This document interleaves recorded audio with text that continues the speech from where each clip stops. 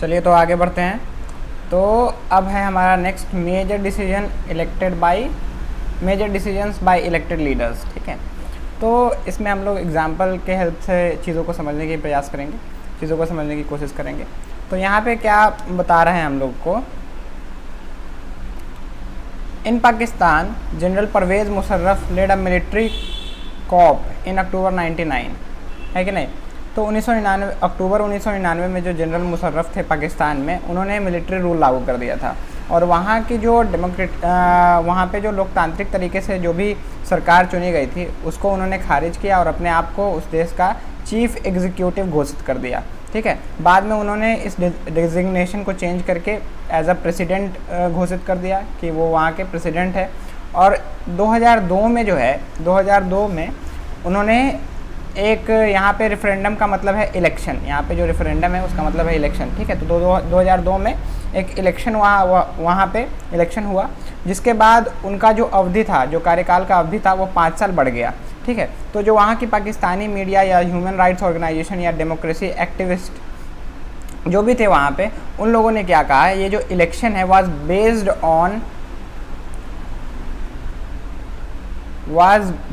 On malpractices and fraud. ठीक है, तो जो भी वहाँ के ह्यूमन राइट्स ऑर्गेनाइजेशन थे, जो भी डेमोक्रेसी एक्टिविस्ट थे, जो भी लोग थे वहाँ के, जो भी मीडिया थे, उन लोगों ने क्या कहा कि ये जो भी इलेक्शन वगैरह हुआ है वो गलत तरीके से हुआ है, फ्रॉड हुआ है यहाँ पे लोगों के साथ। ठीक है, ये गलत तरीके से हुआ है, बिल्कुल ऑनेस्टी के साथ यहाँ पे जो भी इलेक्शन वगैरह है, जो भी चुनाव वगैरह है, वो नहीं हुआ है यहाँ पे। ठीक है, उसके बाद अगस्त 2002 में, ठीक है, उन्होंने एक ऑर्डर इशू किया। ठीक है, जिसको उन्होंने पाकिस्तान के कॉन्स्टिट्यूशन में अमेंड किया। इस ऑर्डर के अनुसार क्या था, the president can dismiss the national and provincial assemblies. ठीक है, प्रोविंशियल असेंबलीज, तो जो भी प्रेसिडेंट होगा देश का, वो क्या कर सकता है, वो जो भी नेशनल या स्टेट लेवल पे जो भी असेंबलीज होते हैं जहाँ पे लोग चुन के आते हैं, उसको वो खारिज कर सकता है। ठीक है, उसको वो खारिज कर सकता है। The work of the civilian cabinet is supervised by national security council which is dominated by military officers. ठीक है, तो जो वर्क था, जो काम था वहाँ के कैबिनेट्स का, जो भी कैबिनेट्स वहाँ पे काम करते थे, वर्क करते थे, वो किसके अंडर में होता था, किसके सुपरविजन में होता था, नेशनल सिक्योरिटी काउंसिल के अंडर में होता था। नेशनल सिक्योरिटी काउंसिल उस पर नज़र रखती थी, जो कि मिलिट्री ऑफिसर्स के अंडर में आता है। ठीक है, मिलिट्री ऑफिसर्स उस पर मतलब वो national security council military officers के अंडर में आता है, तो मिलिट्री ऑफिसर जो है इस पर नज़र रखते थे। After passing this law elections were held to the national and provincial assemblies. ठीक है, और इस लॉ के पास होने के बाद जो भी स्टेट लेवल या नेशनल लेवल पे है वो इलेक्शन हुआ करती थी। ठीक है, इलेक्शन होता था। So Pakistan has had elections, elected representatives have some powers. ठीक है, तो यहाँ पे इलेक्शन होता था, वहाँ पे लोग जो भी है असेंबली में लोग चुन के आते थे, जो भी रिप्रेजेंटेटिव्स होते थे वो चुन के आते थे, उनके पास कुछ पावर्स होती थी। लेकिन यहाँ पे आगे क्या बोल रहा है, but the final power rested with military officers and general Musharraf himself, है कि नहीं। लेकिन जो फाइनल पावर है, जो भी कोई भी किसी प्रकार का फाइनल डिसीजन लेने का जो पावर है, वो किसके पास होता था, या तो मिलिट्री ऑफिसर्स के पास होता था या फिर जनरल मुशर्रफ के पास होता था। ठीक है, तो ये हो रहा था पाकिस्तान में वहाँ पे। उसके बाद आगे चलते हैं हम लोग।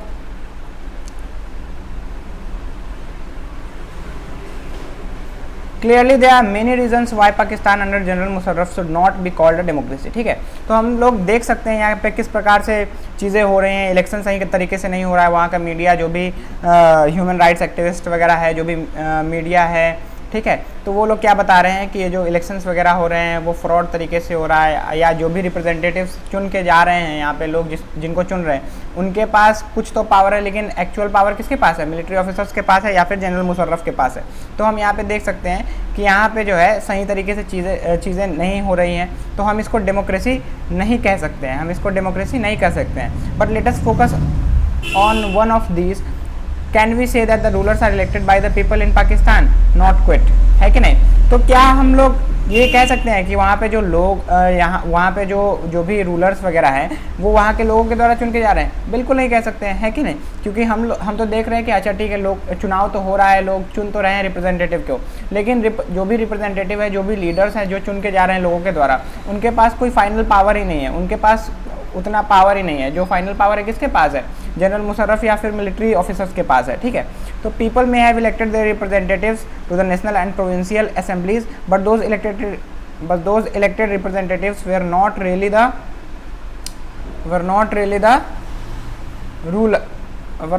the rulers, है कि नहीं? तो यहाँ क्या बोल रहा है कि यहाँ पे इलेक्शंस तो हो रहे थे, ठीक है, लोग तो चुने जा रहे थे, जो भी स्टेट लेवल पे या नेशनल लेवल पे जो भी असेंबली है उस पे लोग तो चुने जा रहे थे लोगों के द्वारा, लेकिन वो लोग एक्चुअल में रूलर नहीं थे। रूलर कौन था? They can not take the final decision, उन लोगों के पास कोई डिसीजन लेने का पावर नहीं था।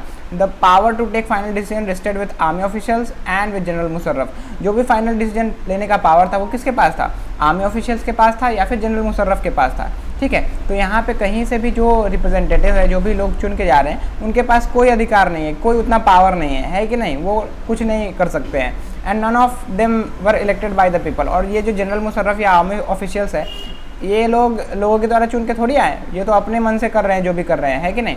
तो this happens in many dictatorship and monarchies. तो इस तरह का चीज़ हम लोग को कहाँ देखने को मिलता है? हम लोग को डिक्टेटरशिप या मोनार्की वगैरह में देखने को मिलता है, जहाँ पे राजा महाराजा का शासन होता है या मिलिट्री रूल वगैरह होता है, तो वहाँ पे हम लोग को ये चीज़ देखने को मिलता है, ठीक है। आगे बढ़ते हैं। They formally have an elected parliament and government, but the real power is with those who are not elected. In few countries the real power was with some external powers and not with locally elected representatives, ठीक है। तो यहाँ पे क्या बोल रहा है कि वहाँ पे एक तरह से फॉर्मेलिटी के लिए जो है पार्लियामेंट है, गवर्नमेंट है और लोग चुने जा रहे हैं, लेकिन उन लोगों के पास असली पावर है, उन लोगों के पास एक्चुअल पावर है जो लोगों के द्वारा नहीं चुने जा रहे हैं, ठीक है। किसी एक्सटर्नल आदमी के पास वो पावर है कि नहीं? तो ये चीज़ हो रहा है, तो ये एक गलत तरीका है। और बहुत सारे कंट्रीज़ में जो है जो रियल पावर होता है वो एक्सटर्नल लोगों के पास होता है, ठीक है। जो लोकली, जो आम जनता के द्वारा लोग चुने जाते हैं, उनके पास कोई पावर नहीं होता है, ठीक है। वो कोई फाइनल डिसीजन नहीं लेते हैं जनता के हित में या जनता के खिलाफ, ठीक है। तो वो नहीं लेते हैं। तो इसको जो है हम लोग कतई पीपल्स रूल नहीं बोल सकते हैं, है कि नहीं? क्योंकि यहाँ पे पीपल का तो अधिकार ही नहीं, पीपल जिसको चुन रहा है वो तो कोई डिसीजन ले ही नहीं रहा है, ठीक है, उसके पास तो कोई पावर है ही नहीं, तो इसको पीपल्स रूल कैसे बोला जाता है, कैसे बोला जाएगा, है कि नहीं? तो ये कहीं से भी पीपल्स रूल नहीं है। तो यहीं से हम लोगों को डेमोक्रेसी का फर्स्ट फीचर देखने को मिलता है। क्या? डेमोक्रेसी का फर्स्ट फीचर देखने को मिलता है कि in a democracy the final decision making power must rest with those elected by the people, है कि नहीं? तो डेमोक्रेसी में जो फाइनल डिसीजन लेने का पावर है वो किन लोगों के पास होना चाहिए? वैसे लोगों के पास होना चाहिए जो आम जनता के द्वारा चुन के जा रहे हैं, जो लोग जिनको चुन रहे हैं, वहाँ के जो सिटीजन्स हैं वो जिनको चुन रहे हैं, जो भी रिप्रेजेंटेटिव्स या लीडर चुन रहे हैं, उनके पास होना चाहिए, ना कि कोई बाहरी आदमी के पास जो एक्सटर्नली कंट्रोल कर रहा है चीज़ों को, ठीक है। तो वैसा नहीं होना चाहिए, तब जाके वो सरकार या वो देश एक डेमोक्रेटिक कंट्री या डेमोक्रेटिक गवर्नमेंट कहलाएगी, ठीक है। तो ये बड़ा ही इंपॉर्टेंट चीज़ है, ठीक है। तो इस तरह का अगर चीज़ हो रहा है तो हम उसको ये नहीं कह सकते कि वो डेमोक्रेसी है। अगर बस लोग चुन रहे हैं, नाम का काम हो रहा है कि नहीं, कि बस फॉर्मेलिटी के लिए वहाँ पे लोग चुने जा रहे हैं, फॉर्मेलिटी के लिए वहाँ पे पार्लियामेंट है, असेंबलीज़ हैं स्टेट या नेशनल लेवल पे, लेकिन उन लोगों के पास कोई पावर ही नहीं है, तो फिर वो तो मतलब कि नाम का है एक तरीके से, ठीक है, कोई काम का नहीं है वो, ठीक है। तो डेमोक्रेसी में क्या होना चाहिए? जो फाइनल पावर होना चाहिए वो किन लोगों के पास होना चाहिए? जो आम जनता के द्वारा चुन के जा रहे हैं, ठीक है। आगे बढ़ते हैं।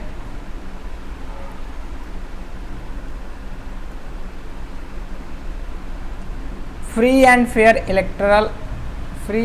इलेक्टोरल कंपटीशन, ठीक है। तो इसको समझने की कोशिश करते हैं। In China elections are regularly held after every 5 years for electing the country's parliament called Quanguo Renmin Daibiao Dahui, ठीक है, नेशनल पीपल्स कांग्रेस। वहाँ पे क्या है? नेशनल पीपल्स कांग्रेस है। तो चाइना में हर 5 साल पे इलेक्शन होता है पार्लियामेंट में लोगों को चुने जाने के लिए, ठीक है। और वहाँ पे क्या है? नेशनल पीपल कांग्रेस है। The national people's congress has the power to appoint the president of the country. और नेशनल पीपल कांग्रेस के पास क्या है? पावर है उस देश का, चाइना का प्रेसिडेंट चुनने का, ठीक है, चाइना का प्रेसिडेंट को अपॉइंट करने का। It has nearly 3000 members elected from all over the China. इसके पास लगभग 3000 लोग होते हैं, 3000 मेंबर्स होते हैं, ठीक है, और ये पूरे देश भर से चुने जाते हैं, ठीक है। कुछ मेंबर्स जो होते हैं वो आर्मी के द्वारा चुने जाते हैं, ठीक है। Before contesting elections a candidate needs the approval of the Chinese communist party, ठीक है। तो जो भी कैंडिडेट है अगर वो पार्टिसिपेट करना चाहता है इलेक्शन में, तो उसको क्या चाहिए, उसको चाइनीज़ कम्युनिस्ट पार्टी से क्या चाहिए, अप्रूवल चाहिए। उसको चाइनीज़ कम्युनिस्ट पार्टी से क्या चाहिए, अप्रूवल चाहिए, ठीक है, तब जाके वो पार्टिसिपेट कर सकता है, हिस्सा ले सकता है। Only those who are members of the Chinese communist party और 8 smaller parties allied to it were allowed to contest elections held in 2002 to 2003, ठीक है। तो जो चाइनीज़ कम्युनिस्ट पार्टी से अप्रूवल लेंगे या फिर जो चाइनीज़ कम्युनिस्ट पार्टी से 8 छोटे छोटे अलग अलग पार्टीज़ एलाइड हैं जो उससे जुड़ी हुई हैं, ठीक है, उसके ही लोग क्या कर सकते हैं, वो इलेक्शन में पार्टिसिपेट कर सकते हैं, ठीक है। तो ये जो किस्सा है ये 2002-2003 का है, ठीक है। The government is always formed by the communist party, और वहाँ पे क्या होता था, गवर्नमेंट हमेशा कम्युनिस्ट पार्टी के द्वारा ही बनाई जाती थी, क्योंकि आप कम्युनिस्ट पार्टी से ही अप्रूवल चाहिए, कम्युनिस्ट पार्टी हर चीज़ कर रहा है। जो कम्युनिस्ट पार्टी में 8 छोटे छोटे अलग अलग गवर्नमेंट जुड़े हुए हैं, अगर उनमें से हैं तभी जाके हम वो इलेक्शन में पार्टिसिपेट कर सकते हैं, अन्यथा नहीं कर सकते हैं। तो जायज़ सी बात है कि हमेशा कम्युनिस्ट पार्टी ही जीतेगा। तो ये भी एक सही तरीका नहीं है, ये भी एक गलत तरीका है, ठीक है। फिर हम लोग नेक्स्ट एग्जांपल को देखते हैं। नेक्स्ट एग्जांपल को देखते हैं कि क्या है। सिंस, ये मेक्सिको का कहानी है, इसमें देखते हैं। Since its independence in 1930 Mexico holds elections after every 6 years to elect its president, ठीक है। तो मेक्सिको में, ठीक है, मेक्सिको में 1930 के बाद मेक्सिको में हर 6 साल पे इलेक्शन होता था वहाँ का प्रेसिडेंट चुनने के लिए। The country has never been under a military or dictators rule, ठीक है। तो जो मेक्सिको था कभी भी डिक्टेटर या मिलिट्री रूल के अंडर नहीं रहा था, ठीक है। But until 2000 every election was won by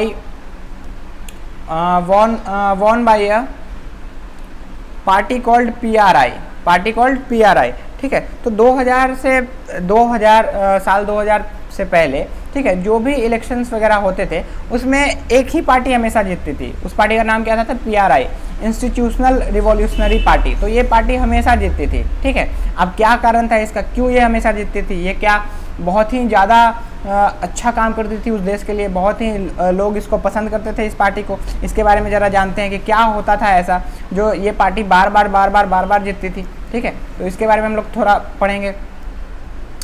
opposition parties did contest elections but never manage to win, ठीक है। तो जो भी विपक्षी दल होते थे वो भाग तो लेते थे इलेक्शन में, ठीक है, वो हिस्सा लेते थे इलेक्शन में, लेकिन कभी नहीं जीते थे, ठीक है, कभी नहीं जीत पाते थे। The PRI was known to use many dirty tricks to win elections, ठीक है। तो जो PRI था वो क्या कहा जा रहा है यहाँ पे, जो PRI था वो जाना जाता था किस चीज़ के लिए, वो डर्टी ट्रिक्स यूज़ करता था इलेक्शन जीतने के लिए। डर्टी गंदे तरीके से वो इलेक्शन जीता था, मतलब कि छल कपट से इलेक्शन जीतने की कोशिश करता था हर समय, ठीक है। All those who were employed in government offices had to attend its party meetings, ठीक है। तो जो PRI का पार्टी मीटिंग्स होता था, जो भी PRI पार्टी है उसका जो पार्टी मीटिंग्स वगैरह होता था, उसमें क्या था, जो भी गवर्नमेंट एम्प्लॉयज़ वगैरह थे, जो भी गवर्नमेंट ऑफिस के एम्प्लॉय वगैरह थे, उन सबको वो मीटिंग अटेंड करना होता था, ठीक है। जो भी टीचर्स होते थे गवर्नमेंट स्कूल के, वो वहाँ के बच्चों के पेरेंट्स को क्या करते थे, PRI को वोट करने के लिए बोलते थे, फोर्स करते थे, ठीक है। Media largely ignore the activities of opposition political parties except to criticise them, ठीक है। और मीडिया जो है वो हमेशा क्या करता था, अपोजिशन पॉलिटिकल पार्टी कुछ भी अगर बोल रहा है, ठीक है, तो उसको हमेशा वो इग्नोर करता था, ठीक है। वो कभी जो है PRI को बुरा नहीं दिखाता था, ठीक है।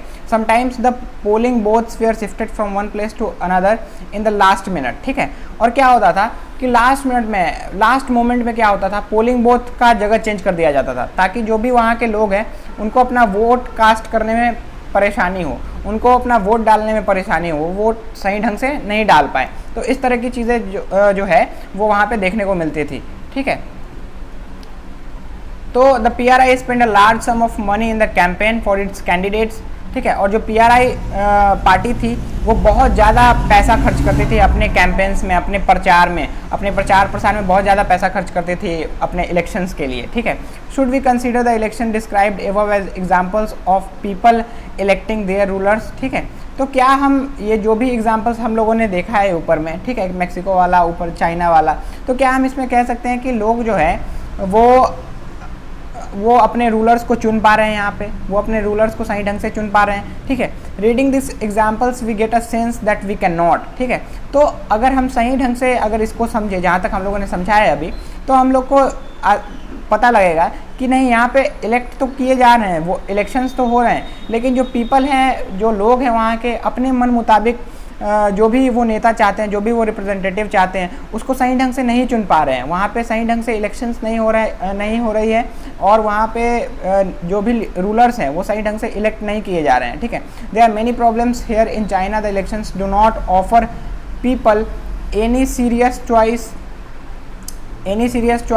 दे have to choose the ruling party and the candidates approved by it, ठीक है। तो चाइना में जहाँ तक हम लोगों ने देखा था कि वहाँ पे चाइनीज़ कम्युनिस्ट पार्टी थी, उसका अप्रूवल चाहिए, है कि नहीं। अब जब उसका अप्रूवल चाहिए तो कैसे कोई दूसरा पार्टी जीतेगा, उसी का अप्रूवल चाहिए, या उससे जो जुड़ा हुआ 8 अलग अलग पार्टी है उसमें से आप होने चाहिए, तो फिर कैसे, वो तो हमेशा चाइनीज़ कम्युनिस्ट पार्टी ही जीतेगा। तो वहाँ पे भी कोई ऑप्शन नहीं है लोगों के लिए, कोई चॉइस नहीं है, ठीक है, हमेशा उसी को चुनेगा, वही जीतेगा, ठीक है। उसके बाद मैक्सिको वाला एग्जाम्पल में क्या देखा था हम लोगों ने, मैक्सिको वाला एग्जाम्पल में देखा था people seem to really have a choice but in practice they had no choice. अच्छा, अब मैक्सिको में क्या था, मैक्सिको में तो एकदम सही ढंग से क्या है, इलेक्शन हो रहा था फेयर तरीके से, मतलब कि फेयर क्या कह सकते हैं उसको, फेयर तरीके तो नहीं था, ठीक है।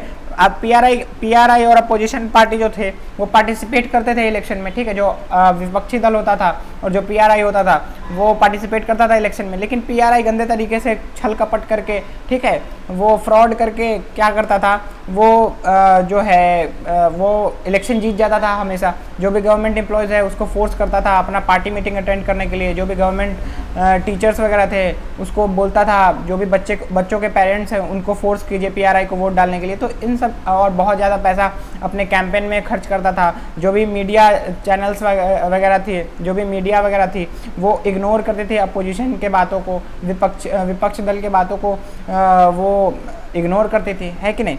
तो इस तरह का चीज़ हो रहा था वहाँ पे।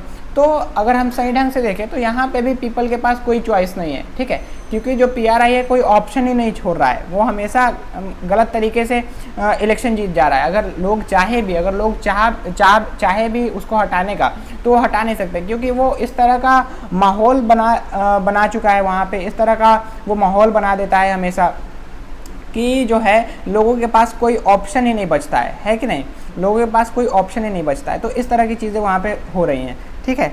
उसके बाद है we can thus add a second feature of our understanding of democracy, holding the election of any kind is not sufficient, ठीक है। तो यहाँ से हम लोग को डेमोक्रेसी का सेकेंड फीचर्स निकल के आता है कि जो है कि बस इलेक्शन करा देना सफिशिएंट नहीं है कि नहीं, कि बस हम कहीं पे इलेक्शन करा रहे हैं, मतलब वो डेमोक्रेटिक कंट्री है, वो बहुत ही अच्छा लोकतांत्रिक सरकार है या लोकतांत्रिक देश है, तो ये सफिशिएंट नहीं है, बस इलेक्शन होना सफिशिएंट नहीं है। क्या इंपॉर्टेंट है ये हम लोग देखते हैं अभी, ठीक है। The election must offer a real choice between political alternatives, ठीक है। तो जो इलेक्शन होना चाहिए उसमें लोगों के पास चॉइस होना चाहिए कि जो भी दल हैं, जो भी पार्टीज़ हैं, उनमें से किसी को भी वो क्या कर सके, वो सरकार एज अ रूलर खड़ा कर सके, है कि नहीं, सरकार बना सके, ठीक है। लेकिन यहाँ पे जब ऑप्शन नहीं रहेगा तो कैसे लोग चुनेंगे, ठीक है।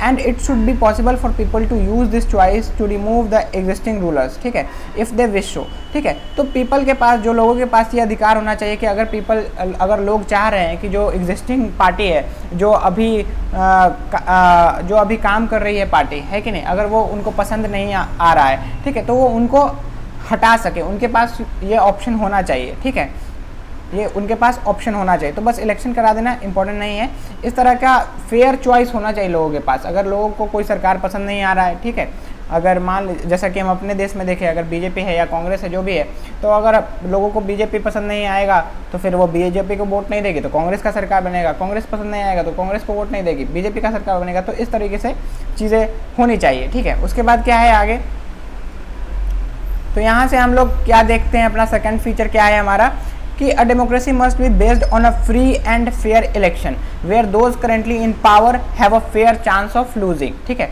तो डेमोक्रेसी में क्या होना चाहिए, फ्री एंड फेयर इलेक्शन होना चाहिए, मतलब कोई भी मैनिपुलेटिंग चीज़ नहीं होना चाहिए, कोई भी छल कपट नहीं होना चाहिए इलेक्शन के दौरान, ठीक है। बहुत ही सही ढंग से, ऑनेस्टी से, ईमानदारी से इलेक्शन होना चाहिए। लोगों के पास फेयर चांस होना चाहिए कि वो जो भी पार्टी को चुनना चाहते हैं, जो भी पार्टी को एज ए रूलर खड़ा करना चाहते हैं वो कर सके, ठीक है। तो अपना रिप्रेजेंटेटिव सही ढंग से खड़ा कर सके, ठीक है। और जो भी एग्जिस्टिंग पार्टी है जो रूल कर रही है उसके पास फेयर हारने का चांस होना चाहिए, है कि नहीं। ये नहीं होना चाहिए कि जो पार्टी अभी सत्ता में है, जो पार्टी अभी काम कर रही है वही हर बार जीतेगी। कुछ भी कर लो, एड़ी चोटी एक कर लो, कितना भी मेहनत कर लो, लेकिन वो पार्टी नहीं हारेगी, है कि नहीं। लोग कितना भी चाह ले तब भी वो पार्टी नहीं हारेगी, ठीक है। तो ये सही चीज़ नहीं है। तो वहाँ पे एक तरह से हम लोग ये कह सकते हैं कि वहाँ पे डेमोक्रेसी नहीं है, गलत तरीके से चीज़ हो रही है, गलत तरीके से चीज़ों को किया जा रहा है, ठीक है। तो आगे बढ़ते हैं हम लोग। उसके बाद है हमारा 1 पर्सन 1 वोट 1 वैल्यू, ठीक है। 1 person 1 vote 1 value. Earlier we read about how the struggle for democracy was linked to the demand for universal adult franchise, ठीक है। तो हम लोगों ने पहले पढ़ रखा है, जान रखा है थोड़ा बहुत कि डेमोक्रेसी में किस तरीके से वो स्ट्रगल हुआ था, है कि नहीं, यूनिवर्सल एडल्ट फ्रेंचाइज को लेके, यूनिवर्सल एडल्ट फ्रेंचाइज को लेके। अभी हम लोग आगे पढ़ेंगे, जानेंगे कि यूनिवर्सल एडल्ट फ्रेंचाइज क्या होता है, ठीक है। कि वोट देने का वो एक सीमित उम्र क्या होना चाहिए, एक उम्र क्या होना चाहिए, ठीक है। तो उसके लिए the principle has now come to be accepted almost all over the world, yet there are many instances of denial of equal right to vote, ठीक है। तो अब जो है ये जो यूनिवर्सल एडल्ट फ्रेंचाइज है लगभग सारे ही जगह पूरे विश्व भर में इसको अपना लिया गया है, ठीक है। तो आगे हम लोग देखते हैं क्या है। Until 2015 in Saudi Arabia women did not have the right to vote, ठीक है। बताइए, इतना विकसित हो गया, लेकिन 2015 तक, मतलब ये तो रिसेंट का टाइम है, 2015 तक जो सऊदी अरेबिया जो देश है उसमें वुमेन के पास राइट नहीं था वोट करने का, ठीक है। उनके पास वोट करने का अधिकार नहीं था, मतलब वुमेन पार्टिसिपेट नहीं कर सकती है वोटिंग में, चुनाव में वुमेन पार्टिसिपेट नहीं करेंगे, उनका कोई हिस्सेदारी नहीं होगा, ठीक है, उनका कोई चॉइस नहीं होगा, ठीक है। उसके बाद Estonia has made its citizenship rules in such a way that people belonging to Russian minority find it difficult to get the right to vote, ठीक है। अगर हम एस्टोनिया में देखें तो वहाँ पे क्या था, वहाँ पे एस्टोनिया में जो कंट्री है वहाँ पे सिटीजनशिप रूल लगा हुआ था, जहाँ पे रशियन माइनॉरिटी है, जो रशियन माइनॉरिटी एस्टोनिया कंट्री में है, उनको बहुत डिफ़िकल्टी होती थी वोट डालने में, क्योंकि उनको उतना राइट नहीं दिया गया था वोट देने का, ठीक है। तो ये सारी चीज़ें हो रही थी वहाँ पे। उसके बाद क्या है, in Fiji the electoral system is such that the vote of an indigenous Fiji has more value than that of an Indian Fijian, ठीक है। अब फिजी कंट्री में क्या हो रहा था कि एक ऐसा इलेक्टोरल सिस्टम था, एक ऐसा सिस्टम बनाया हुआ था कि जिसमें जो फिजी के लोग होंगे, जिसमें जो प्रॉपर फिजी के लोग होंगे, ठीक है, वहाँ के लोग होंगे, उनका वोट का वैल्यू ज़्यादा होगा, ठीक है, इंडियन फिजियन से जो बाहरी फिजियन या मतलब इंडियन फिजियन है, ठीक है, जो वहाँ के प्रॉपर फिजियन कंट्री के नहीं है, ठीक है, तो उनका वोट से ज़्यादा वैल्यू होगा वहाँ के फिजी के लोगों के, ठीक है। तो ये है, मतलब इनइक्वालिटी है, ठीक है, इनइक्वालिटी है, सबका equal vote equal right type का चीज़ नहीं है यहाँ पे, ठीक है। तो ये हो रहा था वहाँ पे। Democracy is based on a fundamental principle of political equality, ठीक है। तो डेमोक्रेसी में क्या होता है कि इक्वालिटी से सब काम होता है, ठीक है। इक्वल बेस पे सब काम होता है। That gives us the third feature of democracy. तो यहाँ पे जो हम लोगों ने देखा है कि अलग अलग जगहों पे अलग अलग तौर तरीक़ों से इलेक्टोरल सिस्टम है, अलग अलग ढंग से इलेक्शन में लोग पार्टिसिपेट कर रहे हैं, ठीक है। किसी के पास कम राइट है, किसी के पास ज़्यादा राइट है, किसी का वोट का वैल्यू ज़्यादा है, किसी के वोट का वैल्यू कम है। तो ये सही चीज़ नहीं है। तो यहाँ से हम लोग को थर्ड फीचर देखने को क्या मिलता है कि in a democracy each adult citizens must have one vote and each vote must have one value, ठीक है। तो यहाँ पे हम लोगों ने क्या देखा कि डेमोक्रेसी में जो है जो भी एडल्ट सिटीजन है, जो भी जवान है, मतलब समझदार है कि नहीं, 18 ईयर्स ओल्ड हैं, मतलब 18 साल से ऊपर हैं, वो अब जवान हो जाते हैं, एडल्ट हो जाते हैं, ठीक है। उनको समझदारी हो जाता है सही गलत का, ठीक है। तो जो भी एडल्ट हैं उनको एक मतलब उनके पास एक वोट करने का अधिकार होना चाहिए, एक वोट करने का अधिकार होना चाहिए, और उस वोट का एक वैल्यू होना चाहिए। मतलब जो भी वोट करे, है कि नहीं, मतलब हम वोट करें तो ये नहीं हो कि मेरे वोट का वैल्यू ज़्यादा हो क्योंकि हम यहाँ के अमीर आदमी हो, और तुम्हारे वोट का वैल्यू कम हो क्योंकि तुम वहाँ के गरीब आदमी हो, या फिर कोई माइनॉरिटी से आते हो, या फिर कोई अलग जाति या समुदाय से आते हो, ठीक है। तो ये नहीं होना चाहिए। जो भी वोट करे, ठीक है, उसका क्या होना चाहिए, वन वोट करे और उसका वैल्यू इक्वल हो, सबके साथ सबका वैल्यू इक्वल हो। जो भी वोट करेगा उसका वैल्यू इक्वल होना चाहिए, वन वोट वन वैल्यू, ठीक है। तो ये कहा जा रहा है यहाँ पे डेमोक्रेसी में ये होना चाहिए। अगर इसके साथ मैनिपुलेशन हो रहा है, इसके साथ मैनिपुलेट कर रहा है कोई, ठीक है, कि किसी के वोट का वैल्यू ज़्यादा, किसी के वोट का वैल्यू कम, कोई वोट दे सकता है, कोई वोट नहीं दे सकता है, किसी के पास राइट है, किसी के पास राइट नहीं है, तो वहाँ पे बस नाम का डेमोक्रेसी, वो सही ढंग नहीं है, ठीक है। तो वो एक डेमोक्रेटिक कंट्री या डेमोक्रेटिक गवर्नमेंट नहीं है, ठीक है। तो ये सारी चीज़ें होनी चाहिए। तो इसीलिए डेमोक्रेसी को विस्तार में समझना इंपॉर्टेंट है, तब जाके हम लोग को अच्छे से क्लैरिफाई हो पाएगा कि एक्चुअल में डेमोक्रेसी कहते किसको है। चलिए आगे बढ़ते हैं।